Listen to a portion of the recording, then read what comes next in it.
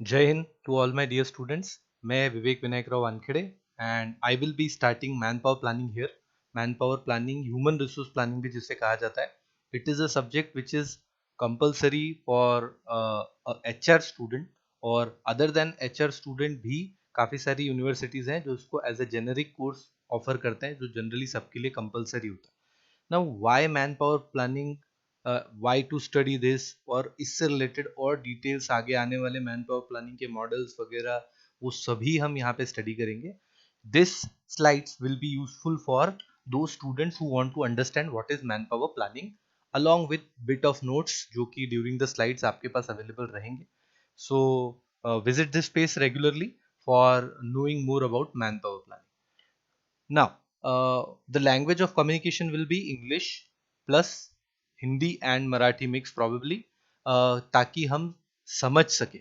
Because it is not about just speaking English, it is about understanding कि manpower planning क्या है. Okay, so we will start with our classroom. Now this is session number 1. You must have seen this image. बहुत बार ये वाली image आपने देखी होगी. कई सारे एमबीए के स्टूडेंट्स तो चाहते ही हैं कि वी आर हायरिंग का बोर्ड दिखे. अब वी आर हायरिंग जब ये एड या जब ये ओपनिंग या जब जॉब ओपनिंग्स आप देखते हो तो उसके पीछे एक एचआर का, एक कंपनी का, उस कंपनी के एग्जीक्यूटिव्स का कितना बड़ा एफर्ट छुपा होता है वो हम during the man power planning sessions देखने वाले. See we are hiring is a ultimate outcome. ये एक अल्टीमेट आउटकम है कि हाँ हम लोगों को जॉब पे रख रहे हैं. लेकिन उसको ये कैसे पता चला कि किसको जॉब पे रखना है, उसको कैसे पता चला कि कितने लोगों को रखना है, उसको ये कैसे पता चला कि कितने लोग कितने वैरायटी के होने चाहिए, which grading of college, do you need an expert, do you need a genius, do you need a follower, do you need a person who can just copy and paste. So how come that HR person or probably the person who's giving this ad we are hiring knows that? So that needs something. What it So the another image now it depicts, it's very easy to understand, self explanatory है कि ये एक chess board type यहाँ पे बताया है इन्होंने.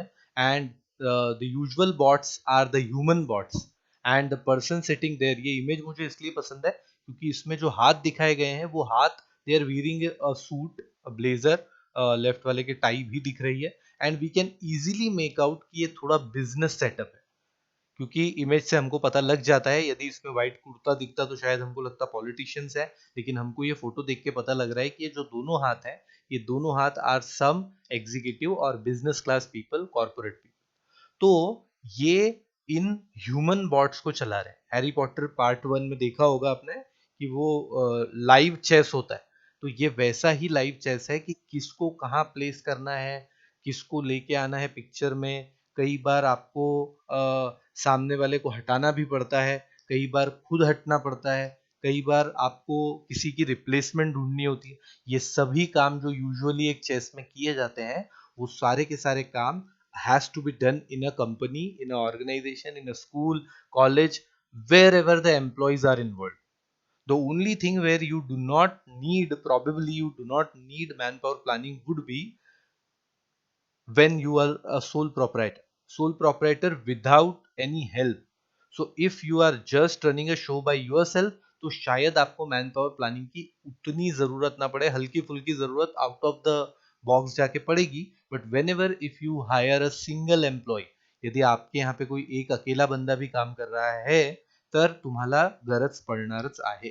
Then you will need man power planning. Now how to do it, what it is, we have to understand it theoretically. So we'll move on ahead. Now here, why I have given these steps first, because as a student of MBA, as a manager, you should understand that there is something which is called as process. You have to be organized. So this manpower planning बहुत अच्छा लगता है सुनने में. Recruit करेंगे, हम तो interview लेंगे और रोडीज की तरह इंटरव्यू लेंगे and we are going to do this and that and blah blah. But then the ultimate purpose is it has to be organised. You do not have to rush by yourself, you have to take so many people along with you. बहुत सारे लोगों को साथ में लेके चलना पड़ता है, बहुत सारे लोगों को लेके आना पड़ता है काम में, और ये सारा कुछ आपको करना पड़ता है। सो एनालाइजिंग ऑर्गेनाइजेशनल ऑब्जेक्टिव, सबसे पहले अपने ऑब्जेक्टिव्स के बारे में पता कर लो, then move on to inventory of present human resource. Present human resource बोले तो जो अभी आपके साथ काम कर रहे हैं, you have to understand that how many of them you already have, कितने लोग तुम्हारे पास ऑलरेडी हैं, पहले उसको पता कर लो। Then forecasting demand and supply of human resource. Demand and supply यानी कि कितना हम चाहते हैं और हमारे पास कितने अवेलेबल है, इसको डिटेल में आगे देखेंगे। एस्टिमेटिंग मैन पावर गैप्स, जब डिमांड और सप्लाई की क्वांटिटीज निकल आएंगी तो हमको पता लग जाएगा कि गैप कितने हैं। Okay, then formulating the final human resource action plan, that means कि अब अल्टीमेटली जो गैप है उसको फिल कैसे किया जाएगा, और जब वो फिल हो जाएंगी तो उनको मॉनिटरिंग, कंट्रोल एंड फीडबैक, क्योंकि फीडबैक इज वेरी इंपॉर्टेंट। जैसे कि मैं क्लास ले रहा हूं तो आई वुड एक्सपेक्ट कि चैट बॉक्स में या फिर कमेंट बॉक्स में you would write your own feedback. If you write your feedback, at least I would know that मैं इसको कैसे इंप्रूव कर सकता हूँ। Okay, so these are usual steps which are followed during manpower planning. Now see what major activities they happen during, ये अभी हम एक ओवरव्यू देख रहे हैं मैन पावर प्लानिंग का, इसको स्टार्टिंग से डेफिनेशन से स्टार्ट करेंगे। तो the first thing is forecasting. Forecasting मतलब फ्यूचर में क्या है, फोरकास्ट सुना होगा ना, वेदर फोरकास्ट और ये सब। तो फोरकास्ट क्या है, दे आर प्रेडिक्टिंग कि वेदर कैसा होने वाला है। So you have to forecast what are your future requirements, आपको कैसी स्किल्स की रिक्वायरमेंट पड़ने वाली है, कितने नॉलेजेबल लोग चाहिए एंड ऑल। इन्वेंटरिंग मतलब प्रेजेंट स्ट्रेंथ, ये वर्ड बार बार आएगा तो ध्यान रखना। फोरकास्ट मतलब फ्यूचर के बारे में, इन्वेंटरिंग ये प्रेजेंट स्ट्रेंथ के बारे में है। देन एंटिसिपेटिंग, या that means comparing forecast and inventory, मतलब प्रेजेंट और फ्यूचर दोनों को कंपेयर करके you need to anticipate, and then according to that anticipation you need to plan. म्हणजे जसं तुम्ही अल्टिमेटली ठरवलेलं आहे त्याच्या अकॉर्डिंग तुम्हाला प्लान बनवावं लागेल, म्हणजे जो तुम्हाला वाटत है, जो लग रहा है ना आपको, जो लग रहा है उसके अकॉर्डिंग आपको प्लानिंग करनी है। Okay, so these are the major activities which happen. Now let's start with the definition. Okay, usually definition से start होता है, बट हमको सब्जेक्ट का ब्रीफ लेना जरूरी था। अब ग्रेजुअली जैसे जैसे ये स्लाइड्स आगे बढ़ती जाएंगी हमको ये सब कुछ समझ आता जाएगा, देखते हैं हम कैसे होता है। HRP or MPP, human resource planning or manpower planning, may be defined as a continuous process of systematic planning ahead to achieve optimum use of an organization's most valuable asset, that is human resource. ये continuous process है, ये systematic है, step by step, जैसा कि मैंने बताया continuous है, एक बार करके रुकना नहीं है, बार बार करना पड़ता है। अचीव ऑप्टिमम यूज यानी कि किसी का भी ऑप्टिमम यूज, अब हाईएस्ट नहीं लिखा है। देखो ये गलती कई बार लोग करते हैं कि अरे वो इसको यूजुअली टिपिकल हिंदी में ऐसा कहा जाता है निचोड़ने वाली पद्धति, लेकिन ऐसा नहीं है। ऑप्टिमम यूज का मतलब होता है उसका बेस्ट यूटिलाइजेशन, हाईएस्ट नहीं। किसी भी मशीन का हाईएस्ट यूटिलाइजेशन आप कर सकते हो 24 आवर्स उसको रन करके, लेकिन that may not be the optimum one. Optimum has to be maximum output with minimum input. So efficiency maintain रखनी, मैक्सिमम आउटपुट निकालना है, that is the ultimate target.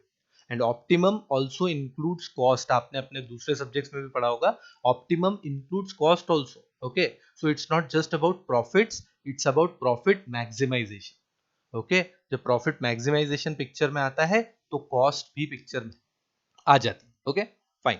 Objective is to provide right personal for the right work, सही person सही काम के लिए, उसका optimum utilisation सही टाइम पे, मतलब जो जो भी राइट राइट वाला आता है ना, right person right time right place right work, ये सब कुछ कर पाना is right man power planning. यदि आपने कर लिया तो आप सही मैन पावर प्लानिंग कर रहे हो। Let's move on ahead. Let us see, man power planning is also known as human resource, ठीक है, एचआर प्लानिंग है ये। This happens via planning and development and enables management to have right kinds of, ठीक है वही वाला है, right number of people right place पे। ये एक्स्ट्रा मैंने कहा था कि नोट्स भी दे रखे हैं so that you can understand. यदि इनमें से आपको किसी में भी दिक्कत कुछ आती है तो you can just contact. Now then it is fairly complex, yes this is very true, बहुत कॉम्प्लेक्स है। आप सोचिए कि यदि आप किसी हॉस्टल में शिफ्ट होते हैं, एक रूम पार्टनर मिलता है, दो रूम पार्टनर मिलते हैं, उनके साथ ही एडजस्ट करने में कितनी दिक्कत होती है। वो छोड़ दो, घर में अपने भाई के साथ, कजिन के साथ, कई बार पेरेंट्स के साथ, इनके साथ भी मैनेज करने में कितनी दिक्कत होती है। So it is a fairly complex process. Okay, so we are not into a position कि बहुत ईजी काम नहीं है। HR student stay alert, it's not that easy. Okay, because you are dealing with human beings.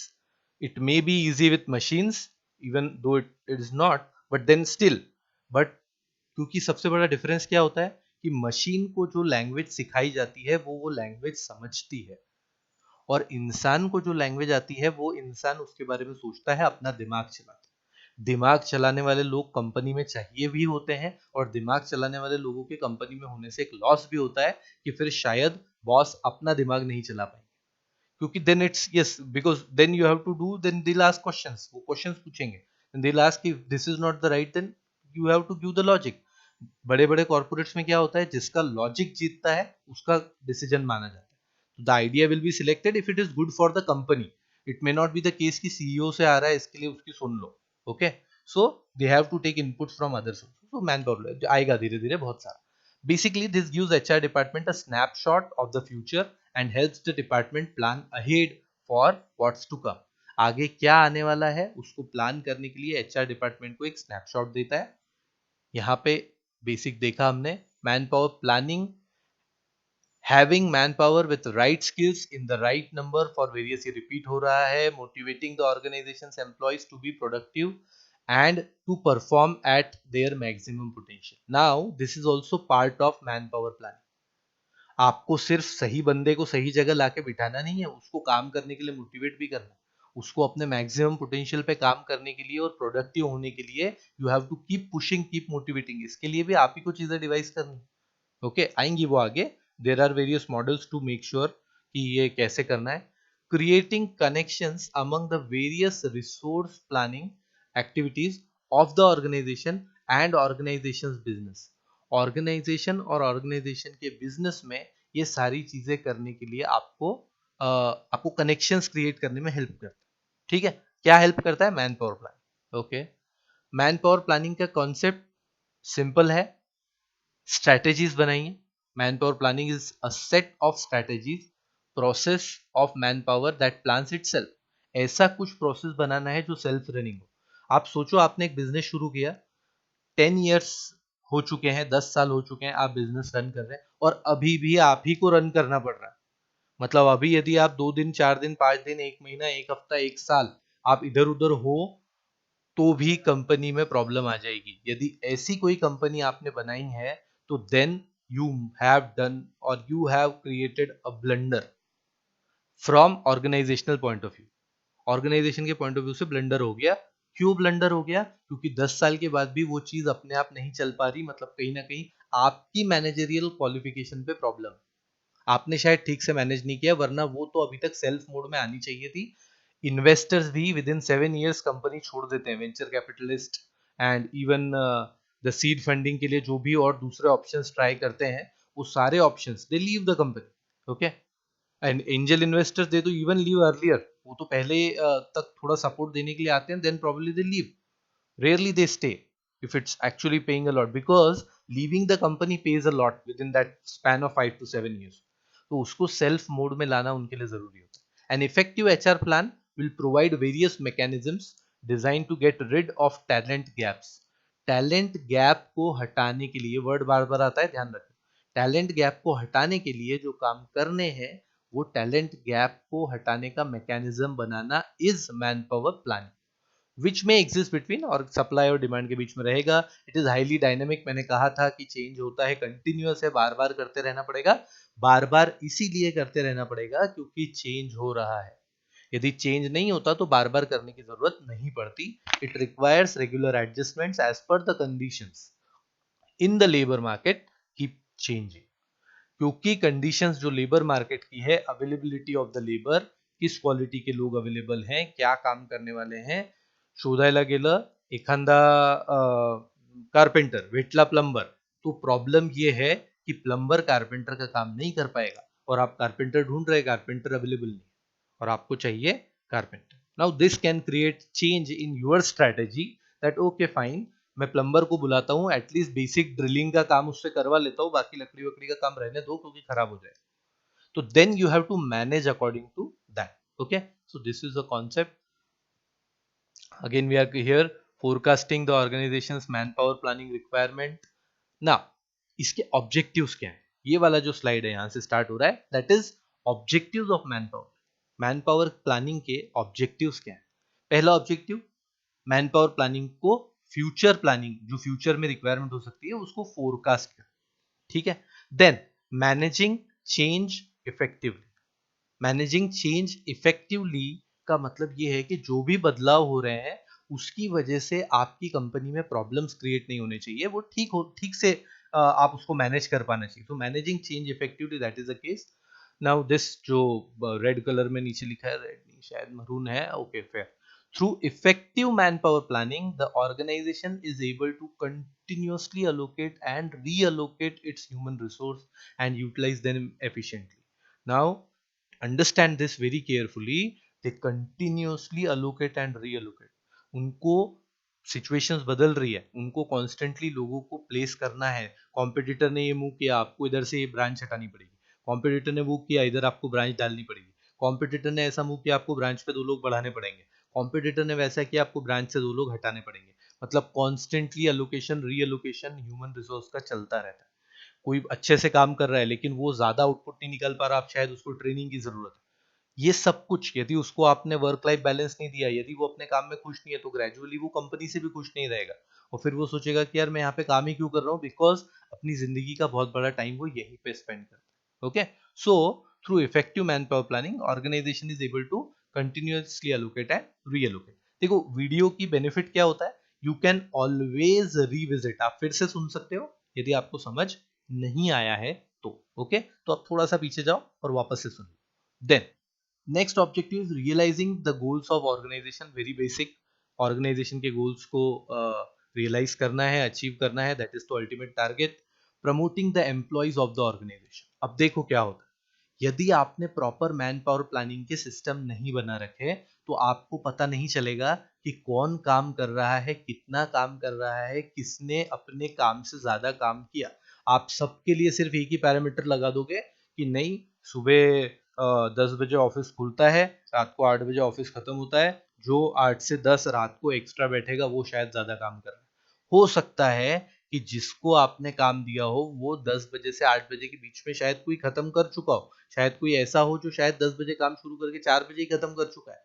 तो it is a time to train that person, to give him the additional responsibilities. शायद वो काम देंगे तो फिर वो एंगेज रहेंगे. तो आपको प्रॉपर सिस्टम बना के रखना पड़ेगा, फीडबैक्स लेने पड़ेंगे, पता करना पड़ेगा कौन कैसा काम करता है. ये सब जब आप कर पाएंगे तो प्रमोशन के टाइम पे आप क्लियरली ये देख सकेंगे कि किसको प्रमोशन देना है, किसको नहीं देना, किसने कौन सा काम अच्छे से किया, किसने कौन सा काम अच्छे से नहीं किया. There are many times what happens in an organization that a person tries to work. There are people who are actively engaged and they really want good for the organization, but their manager probably they fail to realize. We cannot always say कि manager सही है. Manager always many times they fail to realize this thing कि कौन क्या काम कर रहा है. इसकी वजह से जो नेगेटिविटी क्रिएट होती है, that ultimately goes on till promotions, and when the promotions are not done, it is a biggest setback because it ultimately hits them financially, it hits them morally, socially, everywhere वो उनको hit करता है. तो that creates a problem. सो इसीलिए यदि सही बंदे को प्रमोशन मिला है, यदि उससे सही काम एक्सपेक्ट किया गया है, ये सब कुछ मैन पावर प्लानिंग के through. Okay, so to achieve this man power planning is done. Effective utilisation of human resource.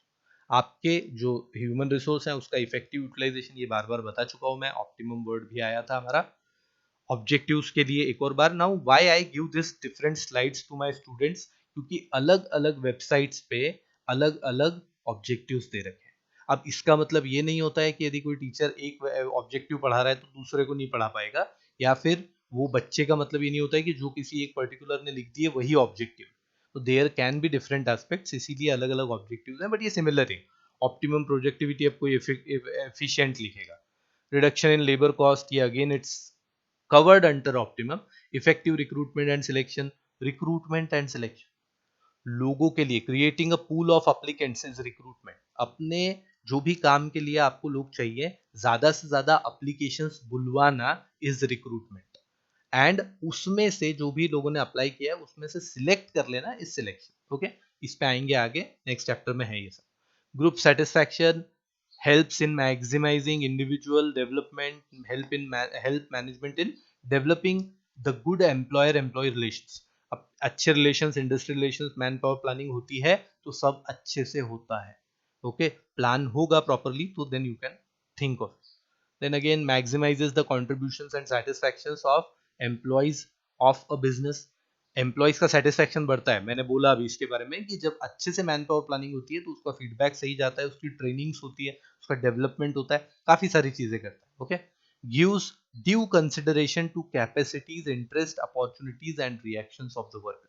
Workers के इंटरेस्ट, कैपेसिटी और उनके लिए जो भी आने वाली अपॉर्चुनिटीज है उनके लिए वो उसको कंसिडरेशन में लेना जरूरी है, तभी तो प्लान बनाओगे। Okay, so the moment you try to realise की इंटरेस्ट, एखाद्याचा इंटरेस्ट असेल की मला हे काम करायचंय ते नाही करायचं, आता तुम्ही म्हणणार की नाही आम्हाला इथे गरज आहे, पण तुमची गरज एक तर त्याला समजवा, नाही तर त्याच्या इंटरेस्टचं काहीतरी काम त्याला द्या। वो बहुत जरूरी है उसको उसके इंटरेस्ट का काम देना। यदि आपने उसको उसके इंटरेस्ट का काम नहीं दिया, दूसरा दिया, फिर भी उसको समझाना तो जरूरी है कि दूसरा क्यों दिया गया।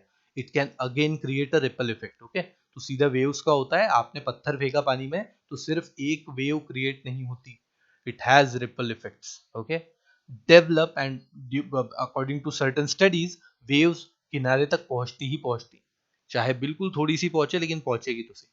Because if there somewhere in between कहीं पे वो डाला, because wave has a ripple effect, तो धीरे धीरे धीरे धीरे लैप्स होते होते थोड़ा इम्पैक्ट पहुंचा देती। ओके, तो develop the future, next point, develop the future training and management development needs. क्या ट्रेनिंग देनी है, क्या नहीं देनी, बिना प्लान के कैसे कर सकते हो। अभी भी ऐसी ऑर्गेनाइजेशंस चल रही है बहुत सारी जहां पे प्लानिंग को वैल्यू ही नहीं किया जाता। वहां पे ये सोचा जाता है कि आज मेरे दिमाग में जो आ रहा है वो सही है, फिर कल बदल जाएगा तो मैं प्लान चेंज कर दूंगा क्योंकि प्लान है ही नहीं।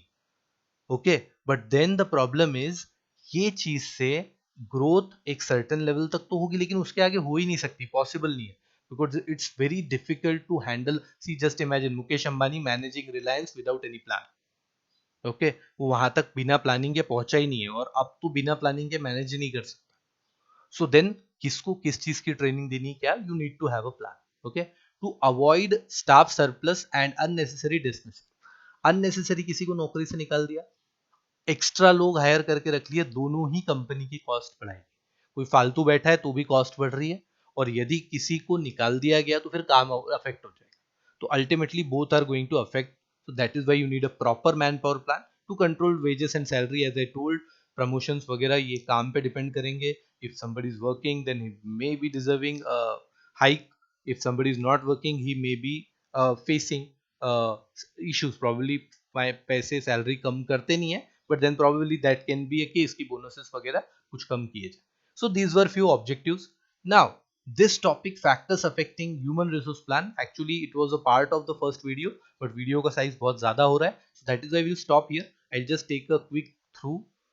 ये सब कुछ आने वाला है सेकेंड वीडियो में, मैं मतलब सेशन 1 का ही second video, factors. Open house I usually use this in my classroom मेरे स्टूडेंट्स के लिए, बट यहाँ पे आपके लिए ओपन हाउस आपका कमेंट बॉक्स है, आप उस पर कर सकते हैं। Hopefully this man power planning will help you. शार्क टेस्ट ऐसे हम यूजुअली लेते हैं एक क्लास के बाद, and this is a thank you for from me. ये पहला सेशन था, and we will continue with factors affecting human resource planning in the next section। Till then, thanks a lot। जय हिंद, जय भारत।